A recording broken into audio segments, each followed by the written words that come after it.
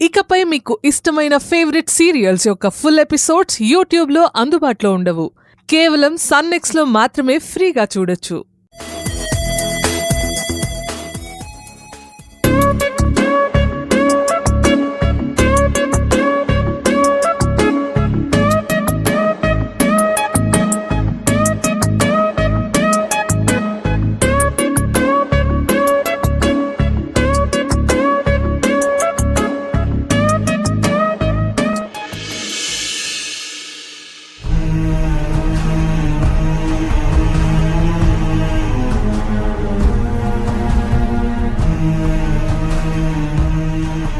Chinnaiah, coffee.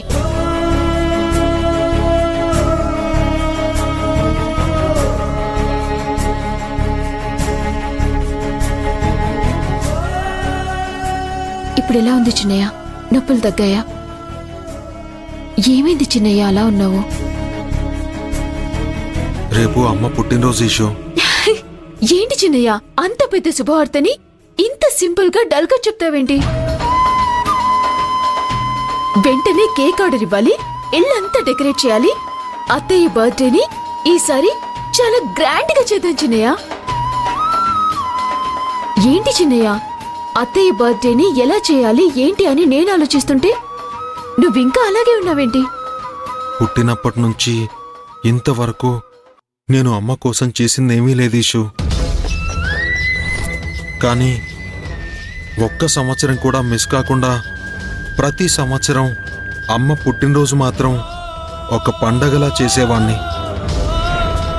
కానీ ఇప్పుడున్న పరిస్థితుల్లో అమ్మ పుట్టినరోజు జరుపుకోవడానికి అస్సలు ఒప్పుకోదు. అలాగని అమ్మ పుట్టినరోజు జరిపించకుండా ఉండడం నా వల్ల కాదు. అందుకే ఏం చేయాలో, అమ్మని ఎలా ఒప్పించాలో అర్థం కాక ఆలోచిస్తున్నాను. నువ్వన్నది కూడా నిజమే చిన్నయ్య. అత్తయ్య బర్త్డేని సెలబ్రేట్ చేసుకోవటానికి ఒప్పుకోరు, కానీ ఏదో ఒక విధంగా అత్తయ్యని నేను ఒప్పిస్తాను. ప్రతి ఇయర్ కంటే ఈ ఇయర్ అత్తయ్య బర్త్డేని ఇంకా గ్రాండ్ గా సెలబ్రేట్ చేసుకుందాం.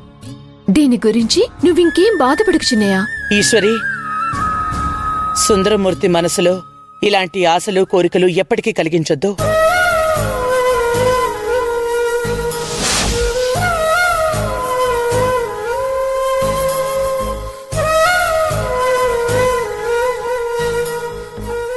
నాకు నా పుట్టినరోజు జరుపుకోవాలని లేదు కాబట్టి అలాంటి ఆలోచనలు ఏవైనా ఉంటే మానుకోండి. అది కదత్తయ్య, మనందరికీ ఎన్ని పండగలున్నా చిన్నయ్య మనస్ఫూర్తిగా జరుపుకునే పండగ మాత్రం మీ పుట్టినరోజు ఒక్కటే. ఇప్పుడు అదే వద్దంటే ఎలా చెప్పండి? సుందరమూర్తి జీవితంలో ఏ క్షణం ఎలా ఉంటుందో, ఎలాంటి సమస్య తన జీవితంలోకి వస్తుందో అని ఆలోచిస్తుంటే నా తల్లో నరాలు నన్ను ఉక్కిరిబిక్కిరి చేస్తున్నాయి. అలాంటిది ఇప్పుడు ఈ పుట్టినరోజు పేరుతో చేసే హడావిడికి ఎప్పుడేం జరుగుతుందో తెలియక ఖచ్చితంగా నా తల బద్దలైపోతుంది. అందుకే చెప్తున్నాను, నా పుట్టినరోజు గురించి మీరింకేం ఆలోచించకండి. అదే అదే అమ్మా,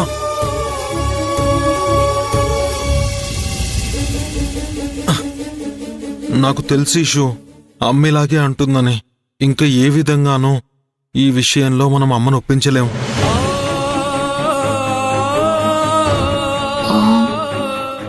అందుకు ఒక్కటే దారుంది చిన్నయ్య.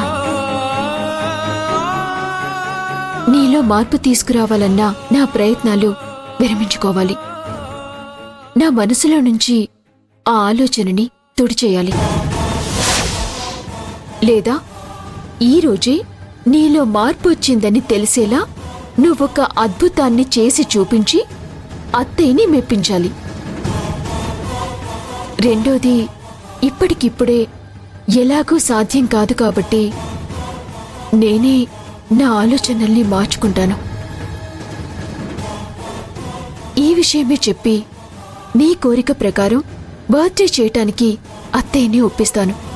వద్దీషు, నన్ను గెలిపించడం కోసం, నాలో మార్పు తీసుకురావడం కోసం నువ్వెంతో కష్టపడ్డావు.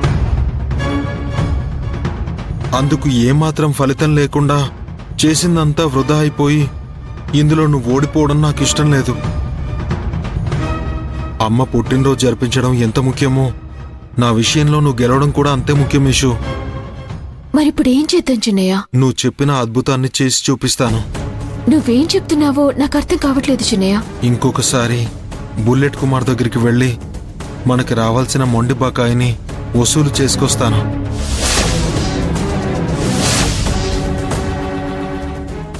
ఇది చేస్తేనైనా అమ్మకి నా మీద నమ్మకం కలుగుతుందేమో. అప్పుడు ఖచ్చితంగా పుట్టినరోజు జరుపుకోవడానికి అమ్మ ఒప్పుకుంటుంది. వద్దు చిన్నయ్య, వద్దు. నిన్న జరిగింది చూశాక కూడా మళ్ళీ నిన్ను అక్కడికి ఎలా వెళ్ళనిస్తాను? నేను నీకు మాటిస్తున్నాను ఇషు, ఈసారి అలా జరగదు. వాళ్ళంతా మూర్ఖులు చిన్నయ్య. నువ్వనుకున్నంత తేలిక కాదు వాళ్ళ దగ్గర డబ్బులు వసూలు చేయటం. కానీ నాకు నమ్మకం ఉంది ఇషు. ఈ ఒక్కసారికి నన్ను నమ్ము. నా ఒంటి మీద ఒక్క దెబ్బ కూడా పడనివ్వను. నీ మాటలతో నువ్వు నాకు నేర్పించిన జీవిత సత్యాలు, నీ చేతలతో నువ్వు నాలో నింపిన ధైర్యం, నా మీద నాకు కలిగించిన నమ్మకం, వీటన్నింటికీ తోడు నువ్వు నాతో ఉన్నావన్న ఒక్క బలం, ఇవన్నీ చాలీషు నేను అనుకున్న సాధించడానికి. ఏంటీషు ఇంకా నా మీద నమ్మకం కలగడం లేదా? నన్ను నమ్మడం అంటే నిన్ను నువ్వు నమ్మడం.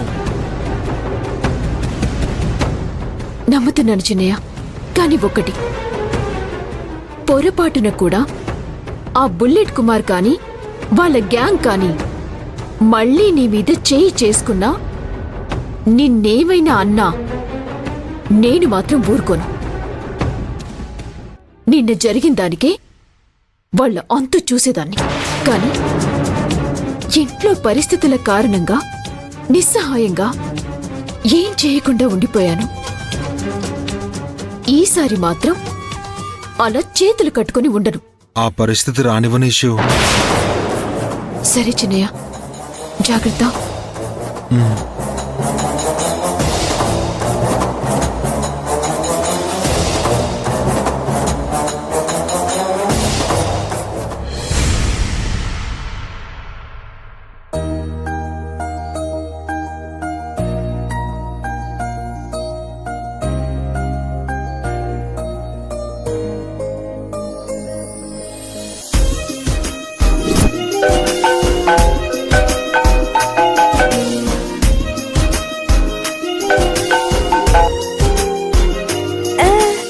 చెప్పండి అభి గారు. పని మీద బయటకు వచ్చాను. ఏంటి మీరు నా కోసం వెయిట్ చేస్తున్నారా? అయ్యో, ముందుగానే చెప్పుంటే మీకంటే ముందే వచ్చి నేనే వెయిట్ చేసేవాడిని కదా. 10 నిమిషాల్లో నేను మీ ముందుంటాను. ఫీల్ అవ్వకుండా నా కోసం కొంచెం వెయిట్ చేస్తారా?